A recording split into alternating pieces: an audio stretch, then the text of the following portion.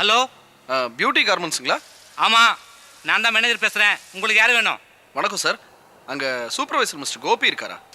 கோபி வெளில சாம்பிள் வாங்க போயிருக்காரு. ஒரு 5 நிமிஷம் கழிச்சு பேசுகிறீங்களா? அப்படிங்களா? அதில் ஒரு சின்ன விஷயம். சரி சொல்லுங்கள். என் பேர் செல்வம். என் சிஸ்டரை கோபி சாருக்கு பொண்ணு பார்க்கறதுக்காக அவங்க வீட்டிலேருந்து வந்திருக்காங்க. அப்படியா? சார் இன்னும் வரல. அதான் அம்மா சொன்னாங்க, இந்த மாதிரி மாப்பிள்ளையை பார்த்தா தான் மேற்கொண்டு பேச முடியும் அப்படிங்கிற மாதிரி ஃபீல் பண்ணாங்க.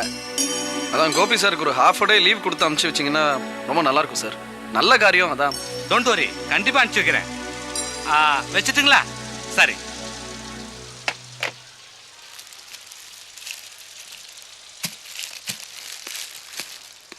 சார், சாம்பிள்ஸ்லாம் வாங்கியாச்சு. என்ன கோபி, உனக்கு இன்னைக்கு பொண்ணு பார்க்குற விசேஷம்னாங்களே, ஏன் நீ போகலையா? ஆமாம் சார், போகணும் தான். ஆனால் நம்ம ஃபேக்ட்ரியில் எவ்வளோ வேலை இருக்குன்னு நல்லா தெரியும். எப்படி பெர்மிஷன் கேட்குறது தான். அது மட்டும் இல்லை, அந்த பொண்ணை நான் ஏற்கனவே பார்த்தாச்சு. நீ பார்த்தா மட்டும் போதுமா? உன்னை உங்கள் மாமியார் பார்க்க வேணாவா? அப்படி ஒரு முறையே இல்லையே சார். அவங்க வீட்டிலேருந்து செல்வன்றது ஃபோன் பண்ணாரு. உங்கள் மாமியார் உங்களை பார்க்கணுமா? நீங்கள் கிளம்புங்க. Thank you sir. All the best. Thank you sir.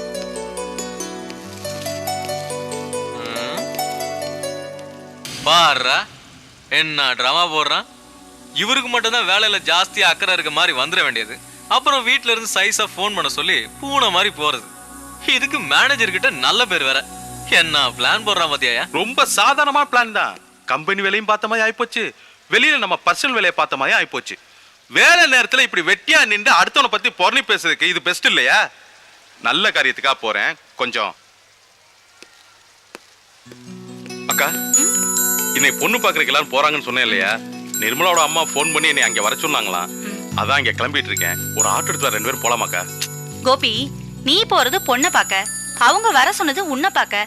நீ போய் அங்க இறங்கின உடனே மாப்பிள்ளை எப்படி இருக்காரு, மாப்பிள்ளை நல்லா இருக்காருன்னு எல்லாரும் உன்னை பத்தி மட்டும்தான் பேசணும். இப்ப நான் உன் கூட வந்தேன்னு வை, மாப்பிள்ளை கூட ஒருத்தி வந்து இறங்கிருக்காளே, அவ யாரு யாருங்கிற பேச்சுதான் அங்க எல்லாருக்கும் பெருசா இருக்கும். பேசாம நீயே போயிட்டு வா. வரேன்க்கா. கோபி, கல்யாண பார்ட்டி கண்டிப்பா உண்டு. கோபி கோபி, என்ன உன் மாமியார் பார்க்கணும்னு சொன்னாங்களாமே, அதான் பார்க்க கிளம்பிட்டியா? ஆமா, இந்த விஷயம்லாம் உங்களுக்கு எப்படி தெரிஞ்சுச்சு? இந்த மாதிரி சுவாரஸ்யமான விஷயம்லாம் கரண்ட் மாதிரி பாஸ் ஆகும். இப்போ என்ன பண்ணணும்ங்கறீங்க? பாத்து கோபி, உன் பர்சனாலிட்டிக்கு அந்த பொண்ணு உன் பின்னாடி வந்துற போகுது. ஏய் நிறுத்துடி. கோபி சட்டையை கழட்டு. எதுக்கு? பொண்ணு பார்க்கும்போது இப்படியா ட்ரெஸ் பண்ணிட்டு போவாங்க? வேற நல்ல ட்ரெஸ்ஸா போட்டுட்டு போ. இந்த கார்மெண்ட்ஸ் வேலை பார்க்கறதுனால இருக்கிற ஒரே வசதி எப்பவுமே நீட்டா ட்ரெஸ் பண்ணிக்கிறது தான். அது கிடக்கட்டும், இந்த மாதிரி நல்ல விஷயத்துக்குலாம் போகும்போது ட்ரெஸ்ஸை வச்சா டிசைட் பண்ணுவாங்க, முகத்தை வச்சு தானே டிசைட் பண்ணுவாங்க. அதுக்கு தான் சொல்றேன், வேற ட்ரெஸ்ஸை போட்டுட்டு போன்னு. கிண்டலு. ஏய் கிண்டல நிறுத்துங்கடி. போருக்கு போறவங்கள வீர திலகமிட்டு வழி அனுப்பி வைக்கிறோம். இதுக்கு பேர் என்ன? நக்கலு. போற இடத்துல நல்ல பேர் எடுத்து ஆம்பளைங்களோட பெருமையை காப்பாத்து. கோபி, மாமியார் மெச்சின மருமகனா நடந்துக்கோ. இதுக்கு பேர் தான் ஆடம் டீசிங். ஈவ் டீசிங் என்ன தண்டனை உண்டோ அதே தண்டனை இதுக்கும் உண்டு. நாம கம்ப்ளைண்ட் பண்றோம். என்ன பாக்க போற பொண்ணு கிட்டியா? ஐயோ அக்கா, இதுங்க நீங்களே சமாளிங்க, நான் வர்றேன்.